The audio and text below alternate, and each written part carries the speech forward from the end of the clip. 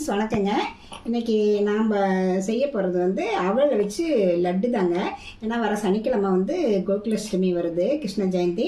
அது கிருஷ்ணனுக்கு பிடிச்ச இந்த லட்டு நான் செய்ய போகிறேன். நான் எப்படி செய்கிறேன்னு உங்களுக்கு செஞ்சு காமிக்கிறேன். அப்புறம் ஒரு பேன் அடுப்பில் வச்சுருக்கேங்க. பேன் சூடானது 2 கப்பு அவலை எடுத்துருக்கேங்க. இதை வந்து அப்படியே கொஞ்சம் பொன்னிறமாக அப்படியே வறுத்துக்கலாங்க மீடியம் ஃப்ளேமில் வச்சு. பாருங்கள், எள்ளு நல்லா வறுபட்டுருச்சு. பாருங்கள், அவல் வந்து நல்லா வறுபட்டுருச்சு. நம்ம வெள்ளை அவல்லையும் செய்யலாம். என்கிட்ட சிவப்பு அவல் இருக்குன்னா அதில் செய்கிறேன். 2 அவல் எதில் வேணாலும் நம்ம செய்யலாம். நல்லா வறுபட்டுருச்சு. நம்ம இது ஒரு பாத்திரத்துக்கு மாற்றி ஆறிட்டுங்க. நிலக்கல்ல வந்து ஒரு 1/4 கப் எடுத்துக்கேன். இது ஏற்கனவே வறுத்த நிலக்கல்ல தான், லைட்டாக வறுத்தா போதுங்க. பாருங்கள், நிலக்கல்லையும் நல்லா வறுபட்டுருச்சு. இதையும் ஒரு பாத்திரத்தில் மாற்றிக்கலாம். நெய் ஒரு டேபிள் ஸ்பூன் வச்சுக்கலாங்க. அதில் வந்து நம்ம முந்திரியை வந்து வறுத்து வச்சுக்கலாங்க. பாருங்கள், முந்திரி நல்லா செவந்துருச்சு. இதை நம்ம அப்படியே ஒரு பிளேட்டில் அப்படியே எடுத்துக்கலாம். அதே நெய்யிலேயே ஒரு 1/4 கப் வந்து தேங்காய், திருவண்ண தேங்காய் இருக்குங்க. அதை இதில் போட்டு கொஞ்சம் சிவக்க வறுத்துக்கலாம். இதை நல்லா போட்டு வறுத்து இதோட ஆட் பண்ணால் நல்லா லட்டு நல்லா வாசமாக நல்லா இருக்குங்க. நல்லா வறுபட்டுருச்சுங்க. அவ்வளோதாங்க. அதே ஸ்டவ் ஆஃப் பண்ணிடலாம். பாருங்கள், அவளுக்கு வந்து நல்லா ஆறிடுச்சுங்க. இதை வந்து நல்லா மிக்சியில் போட்டு நல்லா நைஸாக அரைச்சிக்கலாம். இந்த நிலக்கடலை பருப்பு வந்து கொஞ்சம் குறைன்னு நம்ம அரைச்சிக்கலாங்க. வெல்லம் வந்து ஒரு 1/2 கப் எடுத்திருக்கேன். ஒரு பேனில் இதை ஆட் பண்ணிக்கலாங்க. இது கூட வந்து நம்ம ஒரு 1/2 கப்பு தண்ணி ஊற்றி பாவு அதாவது தண்ணி வந்து சர்க்கரையை வந்து தண்ணியில் கலந்தால் போதும். இந்த வெல்லம் பாவு பழமெல்லாம் இல்லைங்க. நல்லா கொதித்து இந்த வெல்லமெல்லாம் கரையிட்டுங்க. பாருங்கள், வெல்லம் பூரா கரைஞ்சிருச்சு.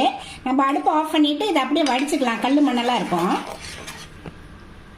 அது பாவு வந்து நம்ம இதில் வடிச்சிட்டோங்க. வடித்து இதை அதே பேன்லேயே மாற்றி வச்சுருக்கேன்.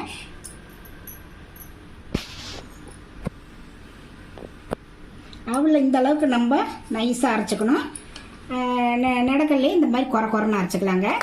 தேங்காய் திருவுணது நெய்யில் வறுத்தது அது அப்படியே இருக்கட்டுங்க. இந்த பவுடரை இதோட சேர்த்திக்கலாங்க. சேர்த்து லோ ஃப்ளேமில் வச்சு அப்படியே கலரி கொடுக்கலாங்க. கட்டி இல்லாமல் அப்படியே கலரிக்கலாம். இந்த நடக்கல்ல வறுத்ததும் அப்படியே இதோட சேர்த்திக்கலாம். சேர்த்து நல்லா கலரலாங்க. இந்த தேங்காய் வறுத்த தேங்காய் இதோட சேர்த்திக்கலாங்க. ஏலக்காய் பொடி இதையும் சேர்த்திட்டு நெய் வந்து நல்லா ஒரு 2 டேபிள் ஸ்பூன் ஊற்றி நல்லா கிளறி விடலாங்க.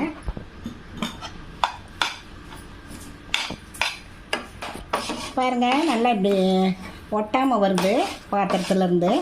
இன்னும் கொஞ்சம் ஒரு நிமிஷம் இருக்குதுங்க. பாருங்கள், இப்படி பாத்திரத்தில் அப்படியே ஒட்டாமல் வருது. இந்த ஸ்டேஜில் வந்து நம்ம ஸ்டவ் ஆஃப் பண்ணிவிட்டு கை பொறுக்கிற சூட்டுக்கு நம்ம லட்டு அப்படியே பிடிச்சிக்கலாம். கொஞ்சம் முந்திரி வந்து இதோட போட்டு சேர்த்துக்கலாங்க. சேர்த்து அப்படியே கலரிட்டு ஸ்டவ் ஆஃப் பண்ணிடலாம். நல்லா கை பொறுக்கிற சூட்டுக்கு இருக்குது. நம்ம அப்படியே உருண்டை பிடிச்சிக்கலாம். ஒரு முந்திரியோடு சேர்த்து அப்படியே நம்ம முந்திரி உருண்டை பிடிச்சிக்கலாங்க. இது மாதிரி எல்லா உருண்டைகளையும் பிடிச்சிக்கலாங்க. ஒரு முந்திரி வச்சு அது கூட இந்த அளவுக்கு உருண்டை பிடிச்சா போதும். இது பாருங்கள், எல்லா லட்டையும் நான் பிடிச்சி ஒரு பவுலில் வச்சுருக்கேன். பார்க்கவே எப்படி இருக்குது பாருங்கள். குழந்தைங்களுக்குலாம் இது மாதிரி செஞ்சு கொடுத்தா ரொம்ப விரும்பி சாப்பிடுவாங்க. ரெண்டாவது இந்த கிருஷ்ண ஜெயந்திக்கு நீங்களும் இந்த மாதிரி அவளில் செஞ்சு பார்த்துட்டு ரெசிபியோடு சந்திக்கிறேன். வணக்கங்க.